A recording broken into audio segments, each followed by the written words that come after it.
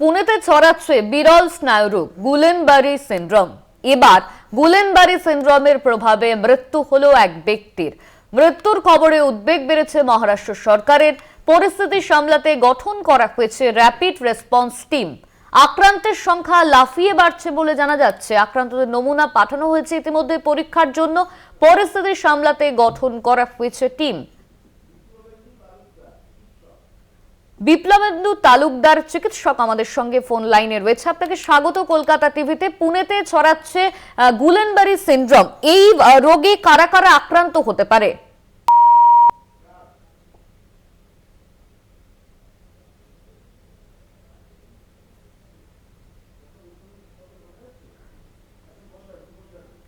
আমরা আবারও যোগাযোগ করার চেষ্টা করব চিকিৎসকদের সঙ্গে। এই মুহূর্তে যোগাযোগ বিচ্ছিন্ন হয়েছে।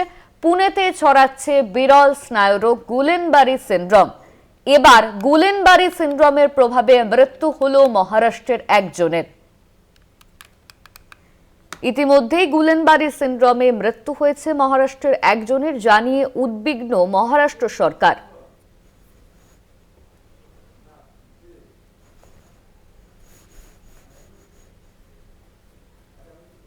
পুনেতে ছড়াচ্ছে বিরল স্নায়ুরোগ গুলেনবারি সিন্ড্রোম। এবার গুলেনবারি সিন্ড্রোমে আক্রান্ত মহারাষ্ট্রের একজন, তার মৃত্যু হয়েছে। ডক্টর বিপ্লবেন্দু তালুকদার আমাদের সঙ্গে ফোন লাইনে রয়েছে। আপনাকে স্বাগত কলকাতা টিভিতে। কি এই গুলেনবারি সিন্ড্রোম, কারা আক্রান্ত হতে পারে?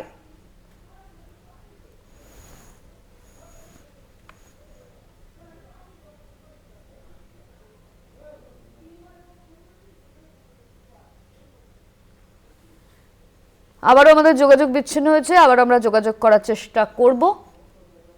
গুলেনবারি সিন্ড্রোমে মৃত্যু হয়েছে মহারাষ্ট্রের একজনের। পরিস্থিতি সামলাতে গঠন র্যাপিড রেসপন্স টিম। ইতিমধ্যেই আক্রান্তদের নমুনা পাঠানো হচ্ছে পরীক্ষার জন্য। আক্রান্তদের নমুনা পাঠানো হচ্ছে। পুনেতে ছড়াচ্ছে বিরল স্নায়ুর রোগ গুলেনবারি সিন্ড্রোম। এই সিন্ড্রোমে আক্রান্ত হয়ে একজনের মৃত্যুর খবর সামনে আসছে। গুলেনবারি সিন্ড্রোমে মৃত্যু হয়েছে একজনের।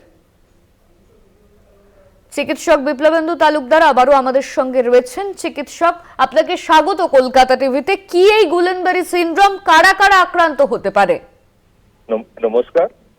এই রোগটি সাধারণত স্নায়ু যেটা আছে আমাদের নার্ভ, তাদের চার্জে সংক্রামিত হয় এবং সেটা সাধারণত ভাইরাস বা ব্যাকটেরিয়ার জন্য হতে পারে। এবং ইভেন আমরা যে ভ্যাকসিন নিই অনেক সময় রোগ প্রতিরোধের জন্য, সেই ভ্যাকসিনের থেকে হতে পারে।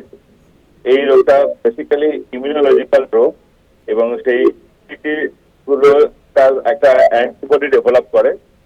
সেই অ্যান্টিবডিটা নার্ভ থেকে যেটা আছে সেটা একটা পেঁয়াজের খোসার মতো।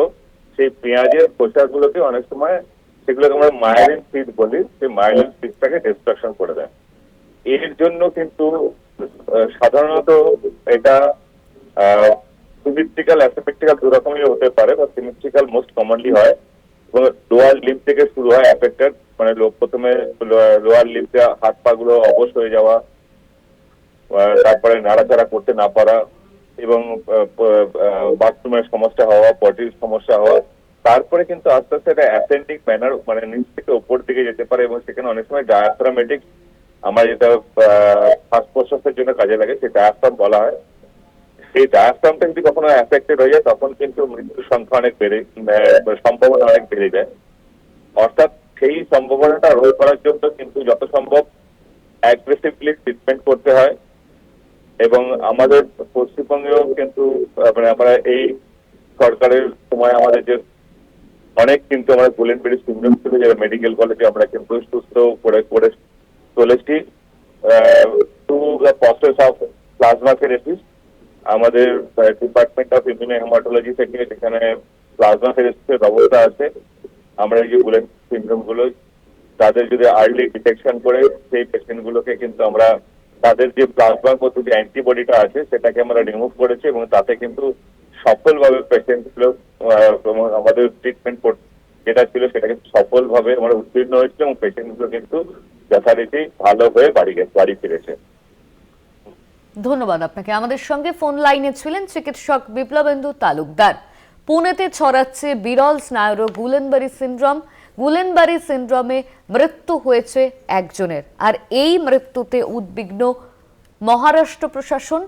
তবে এর চিকিৎসা রয়েছে, চিকিৎসা করা হলে সুস্থ হওয়ারও কথা বললেন চিকিৎসক। আপনাদের শোনালাম তিনি কি বললেন। পরিস্থিতি সামলাতে মহারাষ্ট্রে গঠন করা হয়েছে র্যাপিড রেসপন্স টিম। আক্রান্তদের নমুনা ইতিমধ্যেই পাঠানো হচ্ছে পরীক্ষার জন্য। এই গুলেনবারি সিনড্রোমে মৃত্যু হয়েছে এক ব্যক্তির।